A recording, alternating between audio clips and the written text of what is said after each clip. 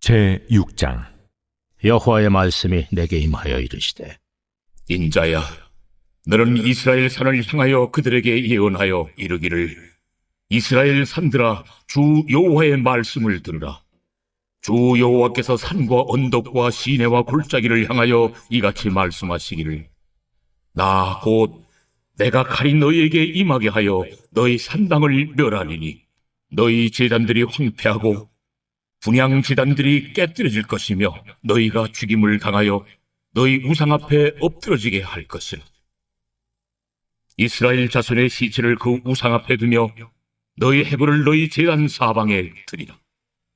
내가 너희가 거주하는 모든 성읍이 사막이 되게 하며 산당을 황폐하게 하리니 이는 너희 제단이 깨어지고 황폐하며 너희 우상들이 깨어져 없어지며 너희 분향 제단들이 찍히며 너희가 만든 것이 폐하여지며 또 너희가 죽임을 당하여 엎드러지게 하여 내가 여호와인 줄을 너희가 알게 하려 함이라. 그러나 너희가 여러 나라에 흩어질 때에 내가 너희 중에서 칼을 피하여 이방인들 중에 살아남은 자가 있게 할지라. 너희 중에서 살아남은 자가 사로잡혀 이방인들 중에 있어서 나를 기억하되 그들이 음란한 마음으로 나를 떠나고 음란한 눈으로 우상을 섬겨 나를 근심하게 한 것을 기억하고 스스로 한탄하리니 이는 그 모든 가증한 일로 악을 행하였습니다. 그때야 그들이 나를 여호와인 줄 알리라. 내가 이런 재앙을 그들에게 내리겠다 한 말이 헛되지 아니하니라. 하나님은 패역한 백성들 때문에 에스겔이 말을 할 수 없게 하셨습니다. 그리고 말이 아닌 행동으로 말씀을 전하게 하시는데요. 본문에서 에스겔은 세 가지의 상징적인 행동을 통해서 예루살렘을 향한 하나님의 뜻을 선포하고 있습니다. 우선 에스겔이 말씀을 받은 시기가 BC 593년이기 때문에 아직 예루살렘이 파괴가 되지 않은 시점이죠. 그런데 바벨론의 포로로 끌려간 사람들은 하나님이 예루살렘을 지키실 것이고 자기들은 곧 돌아갈 수 있다라고 기대하고 있었습니다. 이에 하나님은 에스겔에게 진흙벽돌 하나를 가져다가 그 위에 예루살렘을 그리게 하시고 사다리, 흙언덕을 쌓고 그것을 향해 진을 치고 공성퇴를 세우게 하십니다. 또 예루살렘과 에스겔 사이에 철판을 하나 두고서 성을 에워싸게 하십니다. 이는 예루살렘이 완전히 포위되어 회복될 소망이 없음을 보여주는 것이죠. 이를 통해 하나님은 헛된 소망을 품은 백성에게 절망을 선포하시고 계십니다.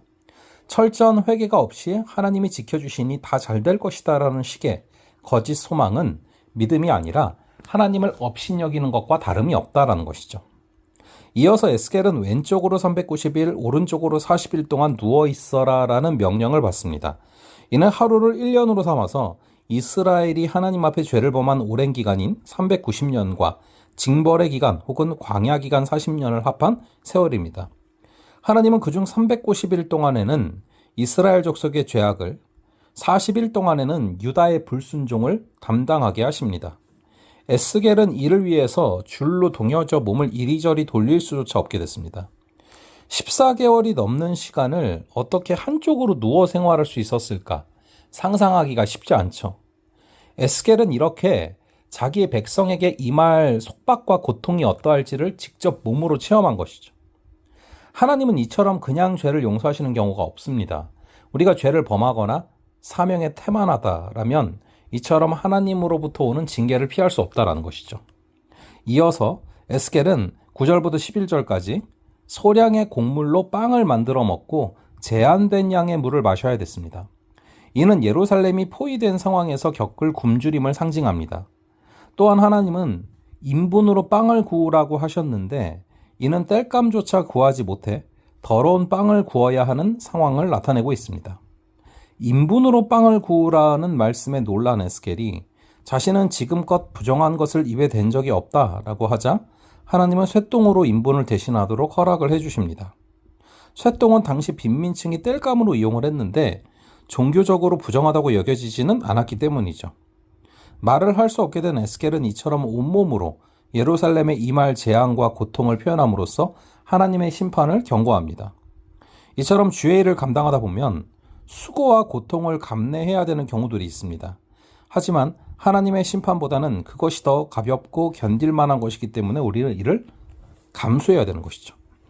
에스겔은 온몸으로 예루살렘의 고통을 표현함으로써 하나님의 뜻을 전했습니다. 우리도 때로 자신의 잘못과 상관이 없이 어려움을 당하기도 하고 그리스도인이라는 이유만으로 억울한 일을 당하기도 합니다. 그 모든 과정을 통해 주님이 당신의 뜻을 계시하심을 믿어야 됩니다. 우리의 고난과 수고가 주의 나라를 위해 사용되고 있음을 믿고 인내할 수 있는 저와 여러분 되기를 간절히 바랍니다. 잠시 기도하겠습니다.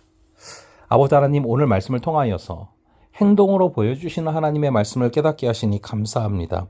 거짓 소망이 믿음이 아니라 하나님을 업신여기는 것임을 잊지 말게 하시고 하나님 앞에 우리를 되돌아보고 또 하나님 앞에 회개하며 걸어가는 그러한 순간순간 되게 하여 주시옵소서.